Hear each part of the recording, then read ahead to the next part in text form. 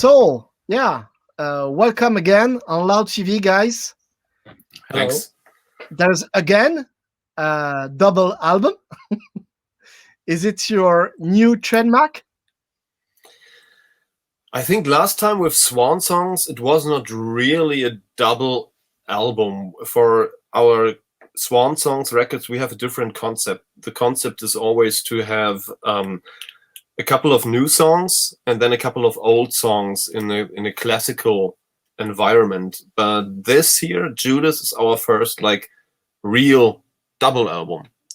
I must say that I don't really recognize what other bands are doing that much because I'm working in a music studio and I'm always so focused on the things we're doing here. And I know this releasing only singles thing mainly from pop and hip hop artists. I didn't really know that metal artists are doing the same thing. But we did not want to demonstrate anything with that record. We just did a double album because we couldn't play one single show last summer or fall or winter, so we had the time to do it. And we said, if there's the pandemic, why not do a big seventh album? Let's do a big album, a double album. We have the chance now, because afterwards, when things get postponed and we go on tour again, there's not going to be the time. So this is the time to do it. Last year, Klass, you are here. You told us that this guy, Chris, he never stops. That's right, and still his brain is constantly in activity. That's right. How do you explain? It's still the same. It hopefully never stops being that way. How do you analyze that, Chris? You need, is it a real need to express? Yeah, it's not. Well, let's say it's not really a need to express it to other people necessarily. I'd be still happy if I could just record music and listen to it myself, because it's a need that I have mainly for myself. Other people sit down and they write something in their diary. Others, I don't know, do cooking, or they go running in the woods, or I write songs and I record music. And so luckily I have this little radio in the back of my head, which never stops. Even right now, something's happening here. And when I have time to listen to it, I can pick up some things, and then it might be bits of a song. So it's really not stopping. It's nothing I can do about it. So I hope it never stops, because it's nothing I actively plan to do. It's just there. No, I can somehow direct it in different directions. When I sit down and we're like, okay, let's write a concept album about the character of Judas, then I get into a certain direction emotionally, and this little radio is doing that together with me. It's not like when we're writing songs for Judas, it's suddenly playing reggae music, But there's a creative input coming from somewhere which I can't really control. If I would be a religious person, I would say it's God. If I would be an esoteric person, I would say it's like an outer or inner power. Me as an agnostic person just accepts that there's chemical reactions in my brain which I cannot control, and I'm very thankful about that. What did you record actually this new double album? We had a different plan first. Our plan first was to record the album all around the world. We wanted to make this a travel album. We planned to do the songwriting in the north of Finland in summer last year, in the endless summer where it never gets dark. Then we planned, then we said, let's go to places we love. So let's, for instance, go record the drums in Russia, record the guitars in Mexico, record the vocals in Paris. And then the pandemic came. So we were forced to stay here. So we recorded a lot at home in Hamburg at the Chameleon Studios. But we went to different places for different occasions, because we have a real church organ on the album. So of course we recorded it in a real church. We have real strings. So we flew to Bulgaria and recorded real strings there, because I have a good contact there to classical musicians. We recorded a piano in the big concert hall with a big stairway to have this natural reverb, because we didn't want to use artificial reverbs on that album. So we recorded drum samples in the parking garage. So we did lots of experimental stuff, but everything except for Bulgaria, everything kind of near to our hometown.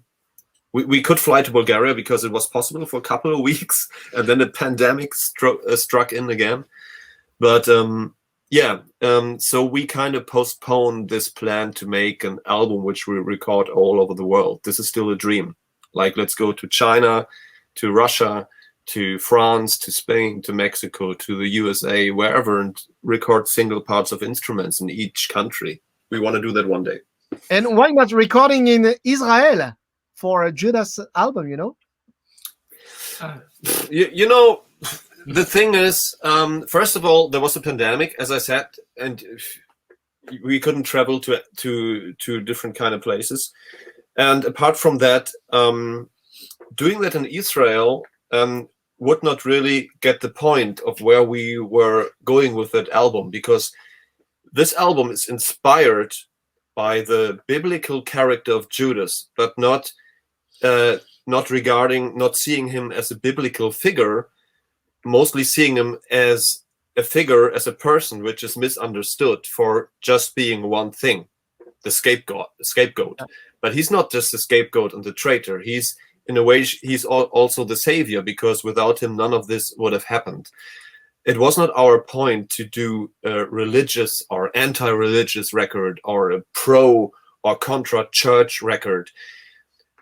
Going somewhere to Israel or places like these would have been a clear signal to other people to misunderstand the actual idea behind this album. And this album is not about the idea of pointing out different parts of the Bible. It was more about the character Judas to be inspiring as us, as human beings, which are also not just one thing, but everything at the same time.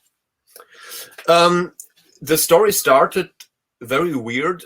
It was the second Lady Gaga album, and there's a song called Judas.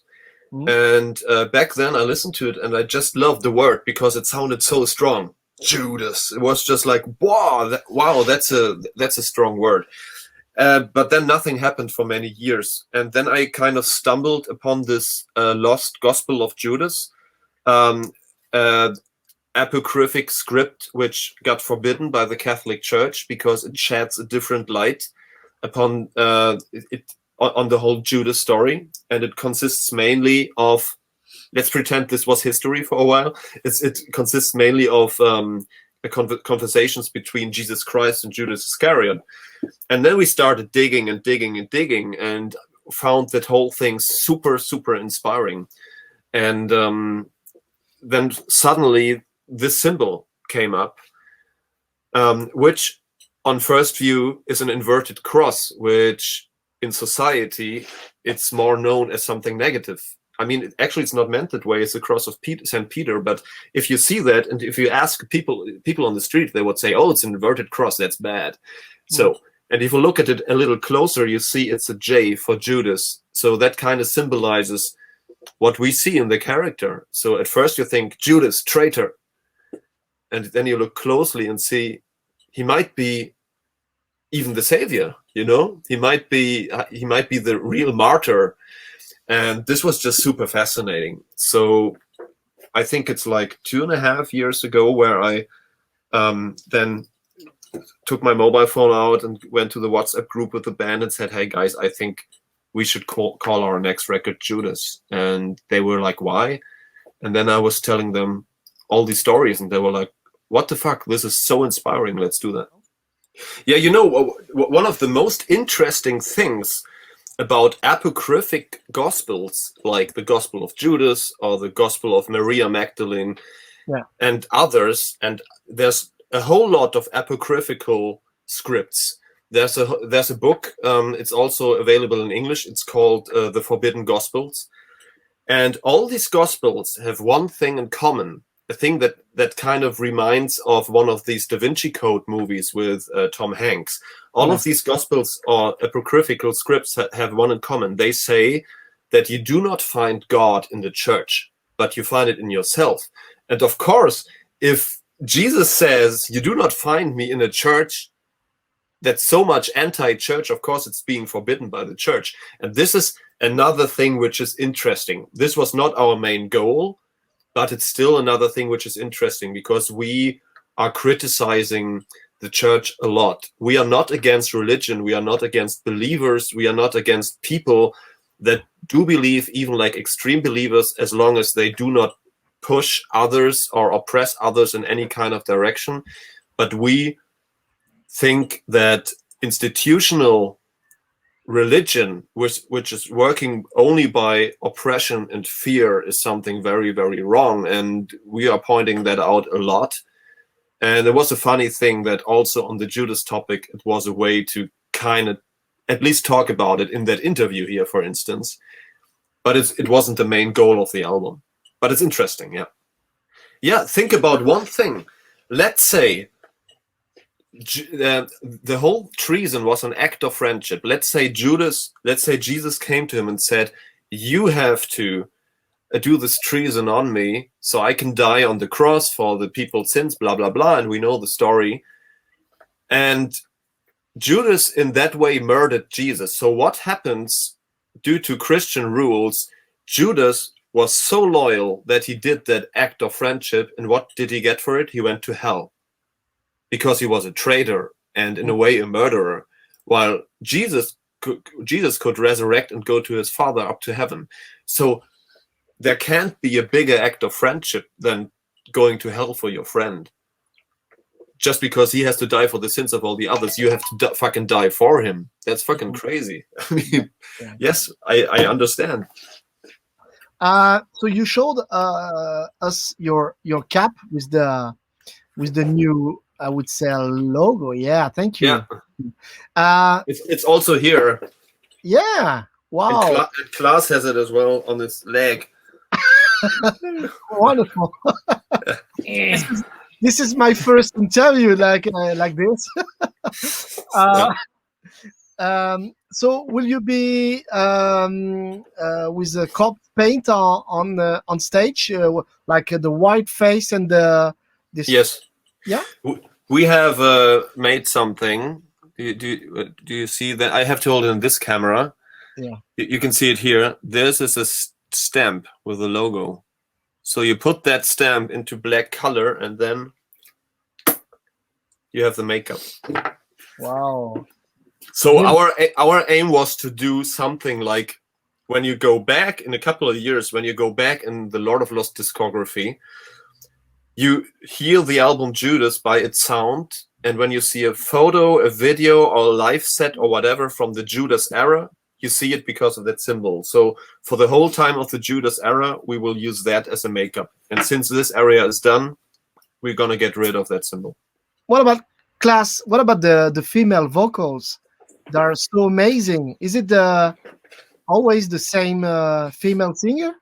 It's if it's standing alone, it's always the same. What is it? Gargana? What's the name? Gargana Dimitrova from Bulgaria. Right. If it's the choir, the female voice is Scarlet Dawn. Right? Yeah. She's not in the choir, Gargana. No, Gargana is not in the choir. We have this Gargana voice. It's a singer from Bulgaria. From the choir, The Mystery of the Bulgarian Voices. It's a worldwide known choir, and she has this typical, let's say movie trailer voice. Hollywood movie trailer. Yeah. And then we have a second female singer in our own choir that you listen on the album. Yeah, but she has such a beautiful voice. I have worked with her on the record for another artist, and the moment I heard her voice, I was like, I want her on Lord of Lost tracks. And there we go with the double album again. You have a double album, you have to have like the start credits, the end credits. So we wanted to start the album like a movie. You have this drums and then only the voice coming, and when you close your eyes you can see like the credits running, you know. I don't know, blah blah blah Studios presents Lord of Lost. So that was it. It gives you, it makes the album so huge, and her voice is just incredible. What about the artwork? It's a photography. It's the same girl that you see in the music videos. It's her face, but all the piercings have been photoshopped out, and the skin was like artificially cleaned, so it looks more like a painting. We wanted to do exactly like this. You just pointed out why we made that cover. We wanted to make a cover where people go like, is it a painting? Sorry, that's the alarm that we have 5 more minutes. Wake up. We wanted to do exactly this. Like, you don't know, is it a painting? Is it real? Is it artificial? But it's a picture, yeah. Great. And what new ideas about? I think you could have maybe a short movie or a movie with this such soundtrack. You know. I mean, this would be a dream for the future to like really do a movie of a movie length. But given the fact that we know how much already a 3-minute music video of that quality costs, I think that might be something written in the stars so far. So, but it would be great. I have a concept in my cupboard since I'm 25 years old with a story called The Prophecy. This is a working title, which is a story which is also a little like one of these Inception kind of movie themes. And if we get super rich and have the chance to go to Hollywood, then we do a movie. Great. We need like, I don't know, $20 million for it. So that's going to take a while. Length. Yeah. So if you are watching this video interview, please send money for a huge blockbuster. 20 million, please, for our movie project. Only. Yeah. Only. We have a European tour booked for next year, but we had that booked for this year and we had that booked for last year. So we have to wait a little. You know, you never know if it's going to get postponed again and again and again. And we didn't even play our tour for Swan Songs 3. So this is still open as well. And also all the shows of the Iron Maiden, we hope they also come to live next year. Yes, we do. And maybe a new target for you, maybe America, Asia. Yeah. I love to go to Japan, actually. Yeah, me too. Yeah. So next year, we hope so. Hopefully. Yes, you can send us offers, people. We're free, and if it's if we are able to during this times, we come everywhere. Yeah. Thank you again for this amazing Judas album. Avec plaisir. Avec plaisir. De rien. One of my favorite this year, absolutely, and we can't wait to see you live, guys. Thank you very much. Merci beaucoup. À bientôt. Bitteschön. All right. See you next time, Joe. Bye. Thank you. See you. Thank you. Bye.